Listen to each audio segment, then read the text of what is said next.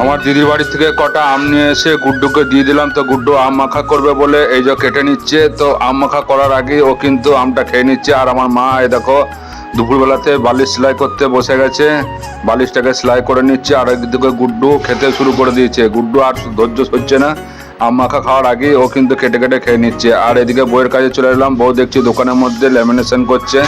এই যে কয়েকটা অ্যাডমিট কার্ড দিয়ে গেছে, মাধ্যমিক পরীক্ষা হলো, তো মাধ্যমিক পরীক্ষার অ্যাডমিট কার্ডগুলো সযত্নে রাখার জন্য সবাই এখানে ল্যামিনেশন করে নেয়। আর এইদিকে হচ্ছে এই যে আমরা দুজনে মিলেই দোকানের মধ্যে ঢুকে গেলাম, এখনো ডিউটি জামা প্যান্ট আমি খুলিনি। আর এইদিকে বউ ল্যামিনেশন করতে শুরু করে দিয়েছে। ল্যামিনেশন মেশিনটা অন করার পর প্রায় 10-15 মিনিট ওয়েট করতে হয়। আর তা করতে করতেই দোকানে একটা কাস্টমার চলে এলো। তো চাল নিতে এসছে, মিনিকেট চাল নিতে এসছে বলে তাকে দোকানে কাস্টমারটাকে মিনিকেট চালটা আমি ওজন করে দিয়ে দিলাম। আমরা দুজনে মিলে কিছুটা গল্প করে নিয়ে রাধার কাছে চলে এলাম। যে রাধাকে একটুখানি আদর করতে হয় ডিউটির থেকে এসে পড়ে, না হলে কিন্তু রাধা আমাদের রাগ করে। আর রাধা আর কৃষ্ণ দুজনাকে, এই যে কৃষ্ণকে আদর করে নিতে হয়, না হলে একজনকে আদর করলে খুব রাগ করে ওরা।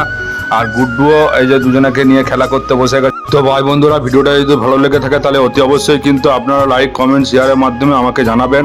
আর যদি চ্যানেলটা সাবস্ক্রাইব না করে থাকেন তো চ্যানেলটা সাবস্ক্রাইব করে দেবেন।